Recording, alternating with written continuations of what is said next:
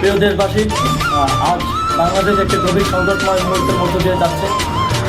এখন পর্যন্ত আমাদের প্রাপ্ত খবর অনুযায়ী আওয়ামী লীগ, ছাত্রলীগ, যুবলীগের সন্ত্রাসীরা গুলি করে কুপিয়ে প্রায় 30-এর অধিক শিক্ষক ছাত্র জনতাকে হত্যা করেছে এবং দিন শেষ হতে হতে এই সংখ্যাটা কোথায় গিয়ে দাঁড়ায় আমরা জানি না।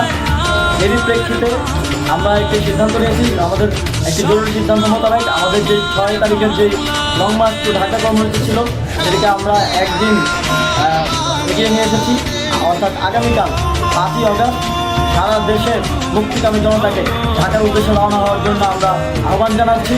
যারা পারবেন, যাদের পক্ষে সম্ভব হবে, আজ রাতেই আপনারা ঢাকার উদ্দেশ্যে রওনা হয়ে যান। আমরা আগামীকাল সারা দেশের মুক্তিকামী জনতাকে ঢাকায় আসার আহ্বান জানাচ্ছি। বিশেষ করে ঢাকার আশেপাশের যে জেলাগুলো আছে, আপনারা দায়িত্ব নিয়ে মসজিদের মাইকে ঘোষণা দিয়ে যাদেরকে পাবেন সবাইকে নিয়ে ঢাকার উদ্দেশ্যে রওনা হন। এই লড়াই আমাদের জন্য একটি চূড়ান্ত লড়াই। আমরা চূড়ান্ত ঘোষণার জন্য প্রস্তুত, আমরা গণভবনের দিকে যাত্রার জন্য প্রস্তুত এবং সেই উদ্দেশ্যেই আপনারা সবাই ঢাকা আসুন। আমরা আপনাদের সবাইকে নিয়ে আমাদের চূড়ান্ত দাবি আদায়ে এগিয়ে যাব। আমি জানি না সমন্বয়করা আজকে রাতে বেঁচে থাকতে পারবে কিনা, কিন্তু আপনাদের উপর আমরা এই দায়িত্ব দিচ্ছি। আপনারা সবাই নিজ দায়িত্বে ঢাকায় আসবেন আগামীকাল এবং পরশু পরিস্থিতি বিবেচনা করে পরশু গণভবনের দিকে 4 দিক থেকে আমরা রওনা হব। আমরা খুব আতঙ্কের সাথে লক্ষ্য করছি যে ছাত্রলীগ, যুবলীগ এবং আওয়ামী লীগের গুন্ডারা পুলিশের অস্ত্র দিয়ে পর্যন্ত সাধারণ জনগণের উপর হামলা করছে। কিন্তু একটি সুখের খবর হচ্ছে, সারা দেশের বিভিন্ন স্থানে সেনাবাহিনী ছাত্র জনতার পক্ষে দাঁড়িয়েছে। আবার কিছু কিছু জায়গায় যেমন মিরপুর ও মোহাম্মদপুরে সেনাবাহিনী ছাত্র জনতার বিপক্ষে দাঁড়িয়ে গুলি চালাচ্ছে। আমরা সেনাবাহিনীর প্রতি আহ্বান জানাতে চাই, আপনারা এদেশের নাগরিক এবং আপনারা এদেশের নিরাপত্তার দায়িত্বে আছেন, এদেশের জনগণের যানবাহনের নিরাপত্তার দায়িত্বে আছেন। আপনারা দেশের পক্ষে এবং দেশের জনগণের জন্য কাজ করবেন।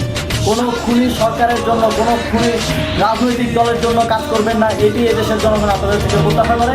আমাদের এই আন্দোলনে সম্পূর্ণ সমর্থন দিয়ে নিরপেক্ষ থাকুন, অথবা এই খুনি বাহিনীকে, সরকারের খুনি বাহিনীকে প্রতিহত করুন, তাদেরকে যথাযথ শাস্তির আওতায় নিয়ে আসুন। যেই কারফিউ সরকারের পক্ষ থেকে ঘোষণা করা হয়েছে, আমরা স্পষ্টভাবে বলতে চাই, সেনাবাহিনী এই ধরনের কোনো কারফিউ বাস্তবায়নের জন্য মাঠে না নামে।